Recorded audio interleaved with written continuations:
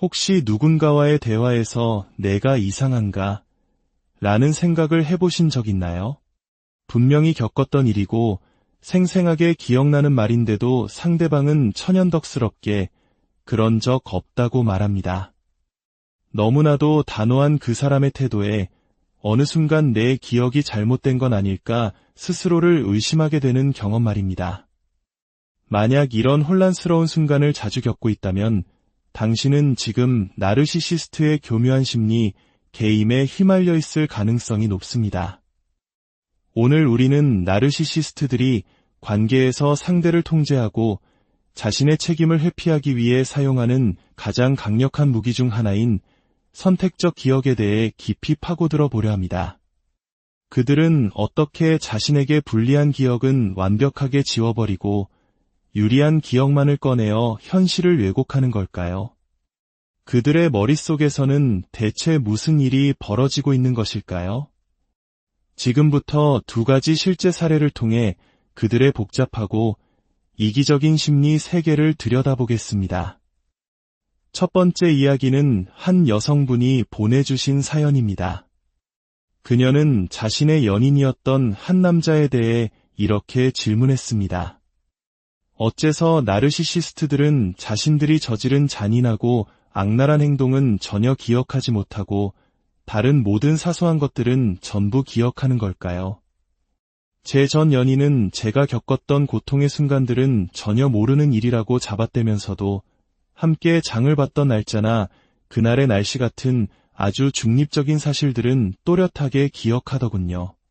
그가 냉혈한처럼 굴고 잔인하고 가학적이기까지 했던 그 모든 순간들은 마치 처음부터 없었던 일처럼 그의 기억 속에서 사라졌습니다. 이 현상을 어떻게 설명해야 할까요? 정말 가슴 아프고 답답한 상황이 아닐 수 없습니다. 이는 나르시시스트의 가장 핵심적인 특징과 깊은 관련이 있습니다. 그들은 거짓된 자아를 지키기 위해 살아가는 사람들입니다. 그들의 내면 깊은 곳에는 스스로도 감당할 수 없는 열등감과 자기 혐오가 자리 잡고 있지만 그것을 마주할 용기가 없기에 나는 완벽하고 우월하며 항상 옳다는 거짓된 가면을 쓰고 살아갑니다. 이 거짓된 자아를 유지하기 위해 그들은 현실마저도 자신의 입맛에 맞게 재창조합니다. 이것을 대체 현실이라고 부를 수 있습니다. 이 대체 현실 속에서 그들은 언제나 선하고 멋진 주인공이어야만 합니다.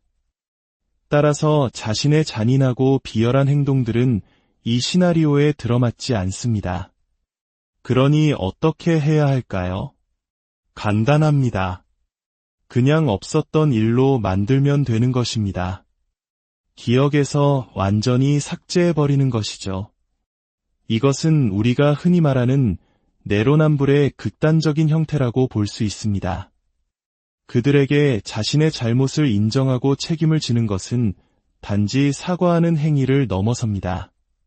그것은 자신이 평생에 걸쳐 쌓아올린 완벽한 나라는 허상을 스스로 무너뜨리는 행위이며 내면에 숨겨둔 끔찍한 열등감과 마주해야 하는 극도의 공포를 의미합니다.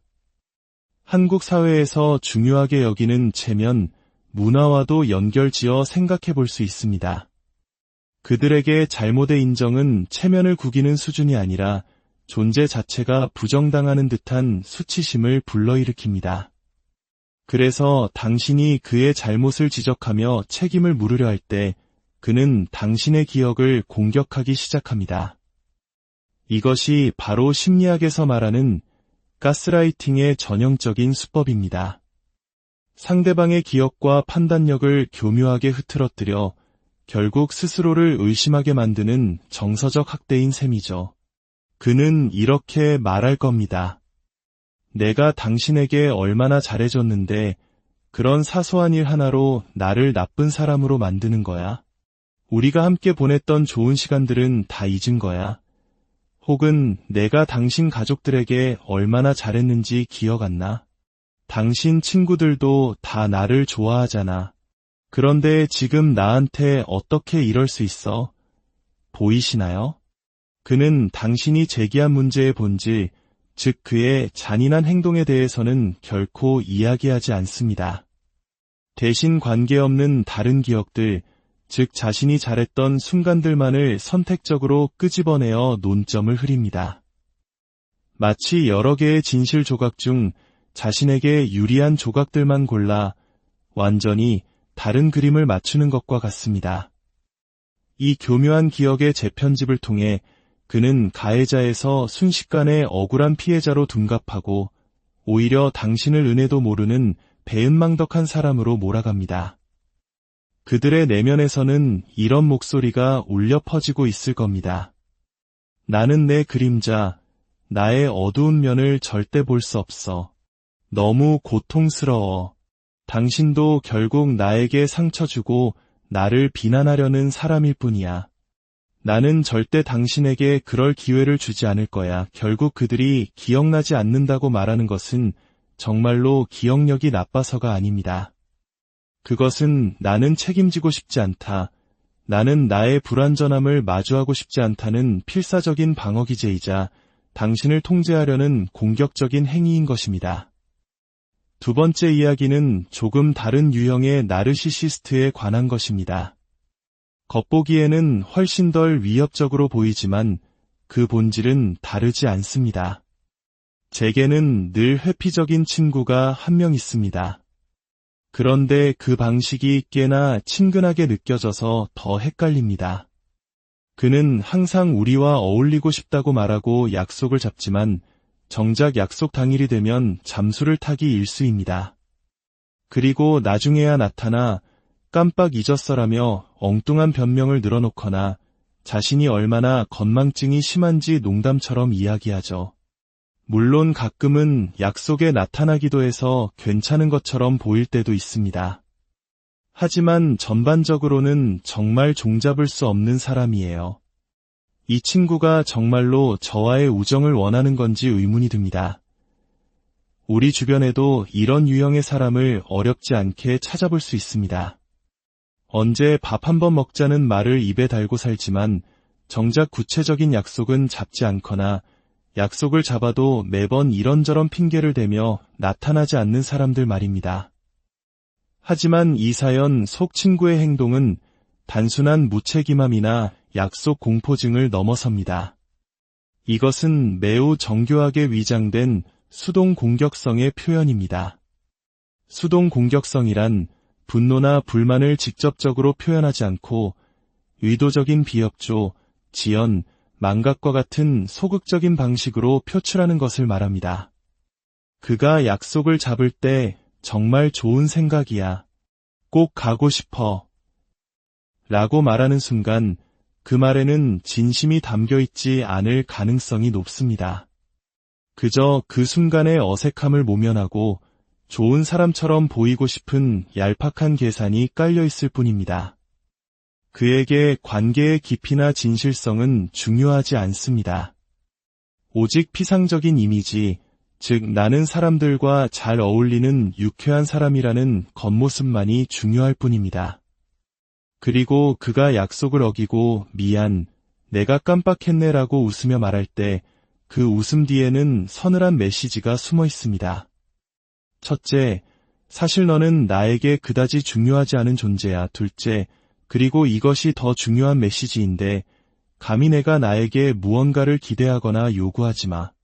내 시간과 행동을 통제할 수 있는 사람은 오직 나 자신뿐이야. 이것은 겉으로 드러나는 폭력이나 분노보다 훨씬 더 교묘한 방식의 힘겨루기입니다. 그는 큰 소리를 내거나 주먹을 휘두르는 대신 망각이라는 안개를 피워 당신을 무력하게 만듭니다.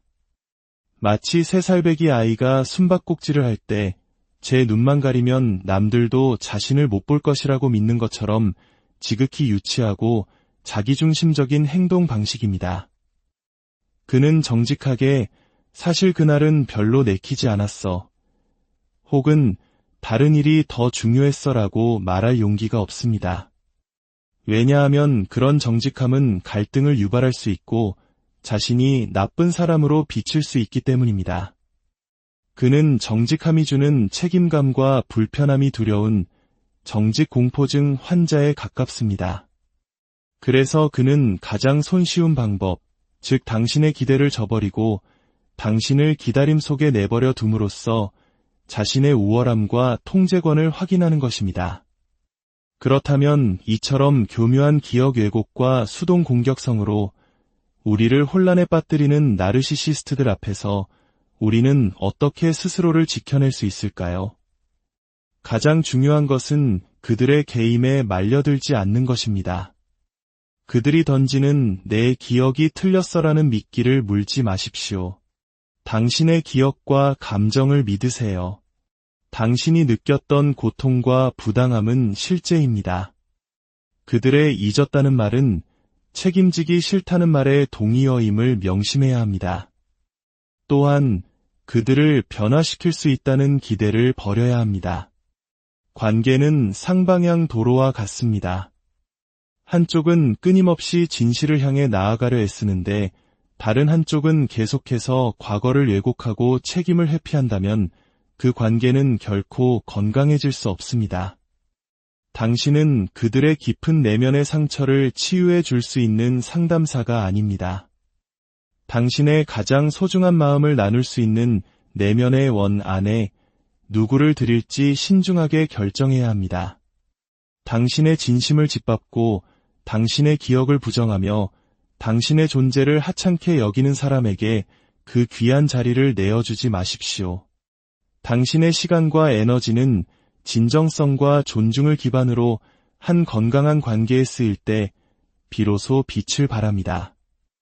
나르시시스트들은 끊임없이 현실을 조작하고 게임을 걸어올 것입니다. 그들이 만든 거짓된 연극의 배우가 되기를 거부하십시오. 대신 진실하고 양심적인 관계가 무엇인지 아는 사람들과 함께 당신의 삶이라는 무대를 채워나가십시오. 당신은 그럴 자격이 충분하며 그것은 당신이 스스로에게 해줄 수 있는 가장 큰 선물입니다. 오늘 이야기가 당신의 마음에 깊은 울림을 주었다면 구독과 좋아요를 통해 저희와 함께 건강한 관계를 위한 지혜를 나누는 여정에 동참해 주십시오. 당신의 작은 움직임이 지금 이 순간에도 보이지 않는 감옥에 갇혀 홀로 아파하고 있을 또 다른 누군가에게는 큰 빛과 용기가 될 수 있습니다. 당신의 모든 날에 평온과 진실함이 가득하기를 진심으로